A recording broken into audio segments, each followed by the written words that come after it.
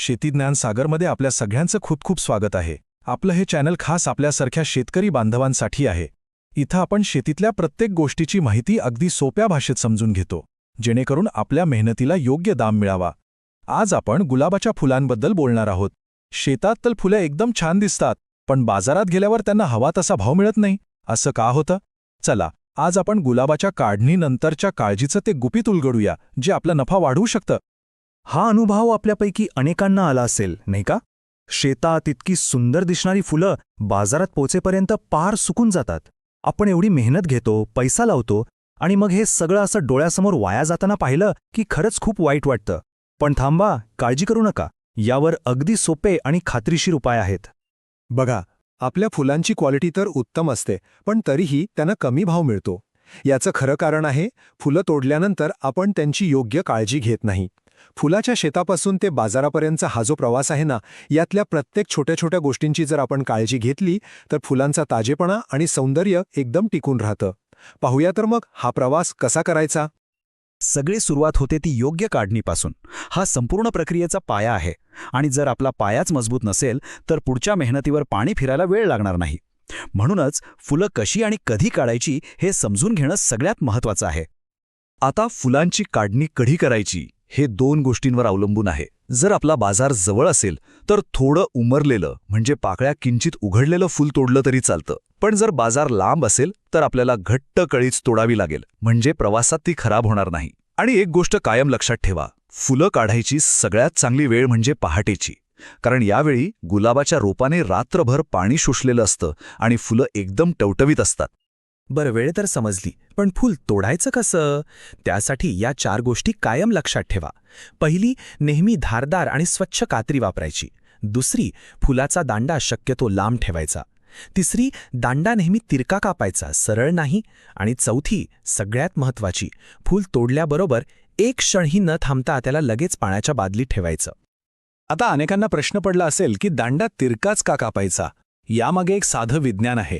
आपण दांडा सरळ कापला तर पाणी प्यायला त्याला एक छोटंसं तोंड मिळतं, पण जर तोच दांडा आपण तिरका कापला तर पाणी प्यायला त्याला मोठं तोंड मिळतं. आणि साहजिकच आहे, जितकं मोठं तोंड तितकं जास्त पाणी ते पिणार, आणि फुलाला जितकं जास्त पाणी मिळेल तितकं त्यात जास्त वेळ ताजं राहील. फूल एकदा तोडलं की त्याला जिवंत ठेवणाऱ्या फक्त 2च गोष्टी आहेत. एक म्हणजे पाणी आणि दुसरं म्हणजे थंडावा. हे 2 घटक म्हणजे फुलांचं जीवनच आहेत असं समजा. चला तर मग पाहूया या 2 मित्रांची काळजी कशी घ्यायची, जेणेकरून आपली फुलं ताजीतवानी राहतील. फुलं पाण्याच्या बादलीत टाकली म्हणजे आपलं काम झालं असं नाही. आता फुलांवर 2 छोटेसे उपचार करायचेत. पहिला म्हणजे बादलीत असतानाच दांड्याचा खालचा 2 सेंटीमीटरचा भाग पाण्यातच परत एकदा कापायचा. आणि दुसरं म्हणजे दांड्यावरची जी खालची जास्तीची पानं आणि काटे आहेत ना, ती काढून टाकायची. आता ही पानं का काढायची? कारण पानंसुद्धा दांड्यातून पाणी खेचतात. यामुळे काय होतं, फुलाला मिळणारं पाणी कमी होतं आणि ते लवकर कोमेजायला लागतं. एक सोपी गोष्ट लक्षात ठेवा, आपल्याला फूल जगवायचं आहे, पानं नाही. म्हणून जी अनावश्यक पानं आहेत ती काढून टाकणं खूप गरजेचं आहे. आता पुढचा महत्त्वाचा मुद्दा आहे थंड साठवण. यालाच कोल्ड स्टोरेज म्हणतात. म्हणजे काय? सोप्या भाषेत सांगायचं तर फुलांना बाजारात पाठवण्याआधी एका थंड खोलीत थोडा वेळ आराम करू देणं. जसं आपण लांबच्या प्रवासाला निघण्यापूर्वी थोडा आराम करतो ना, तसं फुलांनाही या आरामाची गरज असते. या आरामामुळे ती प्रवासात थकत नाहीत आणि एकदम ताजी राहतात. कोल्ड स्टोरेजमध्ये फुलांना ठेवण्याचे काही साधे नियम आहेत. तिथलं तापमान 4 ते 6 डिग्री सेल्सिअस असावं, ज्यामुळे फुलांचा ताजेपणा टिकतो. त्यांना साधारणपणे 6 ते 12 तास तिथे ठेवायचं, यामुळे त्यांचं आयुष्य वाढतं. आणि सर्वात महत्त्वाची काळजी म्हणजे जास्त ओलावा टाळायचा, कारण जास्त दमटपणामुळे ना रुटायटिस नावाची एक बुरशी येते. ही बुरशी फुलांवर वाढते, पाकळ्यांवर डाग पाडते आणि आपलं मोठं नुकसान करते. म्हणून हवा थंड हवी, पण ओलसर नको. आता आपण त्या टप्प्यावर आलोय जिथे आपल्या मालाची किंमत ठरते, आणि तो टप्पा म्हणजे प्रतवारी, ज्याला आपण ग्रेडिंग म्हणतो. हे फक्त एक काम नाही, तर ही एक कला आहे, चांगली फुलं ओळखण्याची कला. आपण जितकी चांगली प्रतवारी करू तितकाच चांगला भाव आपल्याला बाजारात हमखास मिळणार. प्रतवारी म्हणजे नेमकं काय? अगदी सोपं आहे. जसं आपण बाजारात जातो आणि एकसारखी चांगली डाग नसलेली फळं निवडतो ना, तसंच आपल्याला आपल्या गुलाबांची निवड करायची आहे. चांगल्या फुलांना वेगळं करायचं आणि जी थोडी खराब, किडलेली, डागाळलेली फुलं आहेत ती बाजूला काढायची. सरळ हिशोब आहे. जितकी चांगली फुलं तितका मोठा नफा. प्रतवारी करताना काही गोष्टी तपासाव्या लागतात. फुलाचा रंग चांगला आणि एकसारखा आहे का? फूल निरोगी आणि टवटवीत दिसतंय का? त्याचा दांडा सरळ आणि मजबूत आहे का? आणि एका ग्रेडमधली सगळी फुलं साधारण सारख्या आकाराची आहेत का? या सगळ्या गोष्टी तपासूनच फुलांची निवड करा आणि खराब फुलं बाजूला काढा. चला आता आपण शेवटच्या टप्प्यावर आलो आहोत. आत्तापर्यंत आपण फुलांचा जो दर्जा आणि ताजेपणा जपलाय तो टिकवून ठेवण्याची ही वेळ आहे. योग्य पॅकिंग आणि वाहतूकच आपल्या मेहनतीला बाजारात योग्य किंमत मिळवून देईल. पॅकिंग करताना साधारणपणे 20 फुलांची एक गड्डी तयार करा. ही गड्डी एका सैल रबर बँडने बांधा. लक्षात ठेवा, रबर जास्त घट्ट नको, नाहीतर दांडे तुटू शकतात. त्यानंतर प्रत्येक गड्डी मऊ कागदात व्यवस्थित गुंडाळा आणि शेवटी या गड्ड्या खोक्यात अशा ठेवा की त्यात हवा खेळती राहील. फुलांना अगदी नाजूकपणे हाताळायचं आहे. गड्डीला कागदात का गुंडाळायचं?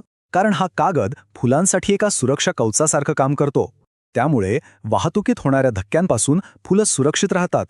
ती एकमेकांना घासून खराब होत नाहीत आणि त्यांचे काटे एकमेकांना टोचून पाकळ्यांना इजा करत नाहीत. म्हणजे आपलं नुकसान टळतं. फुलांची वाहतूक करण्यासाठी सगळ्यात चांगला पर्याय म्हणजे रेफ्रिजरेटेड ट्रक म्हणजे एसी ट्रक. या तापमान साधारण 2 डिग्री सेल्सिअस ठेवलं जातं. यामुळे फुलं बाजारात पोचेपर्यंत अक्षरशः शांत झोपून राहतात, ज्यामुळे ती एकदम ताजी मिळतात आणि गाडीत खोकी इकडे तिकडे हलणार नाहीत याची काळजी घेणंही तितकंच महत्त्वाचं आहे. तर आतापर्यंतच्या या सगळ्या माहितीवरून एक गोष्ट तर नक्कीच स्पष्ट झाली असेल.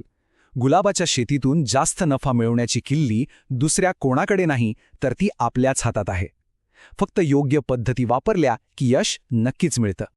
आपल्यासमोर 2 मार्ग स्पष्ट दिसतायत. एकीकडे आहेत सामान्य चुका, म्हणजे उशिरा काढणी करणं, फुलांना पाण्यात न ठेवणं, प्रतवारी न करणं आणि गरम गाडीतून वाहतूक करणं. हा रस्ता थेट नुकसानीकडे जातो.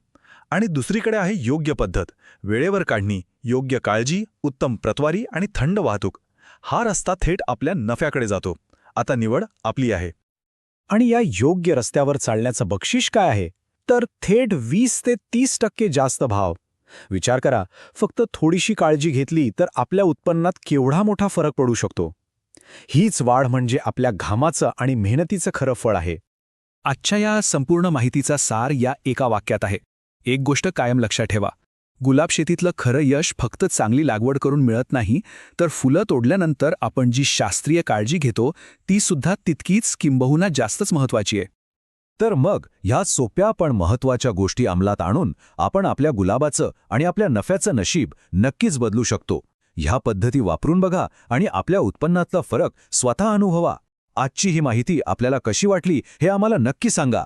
जर ही माहिती आवडली असेल तर याला लाईक करा, आपल्या इतर शेतकरी मित्रांसोबत शेअर करा आणि हो, शेती ज्ञानसागर चॅनलला सबस्क्राईब करायला विसरू नका. भेटूया पुढच्या वेळी अशाच एका नवीन माहितीसोबत.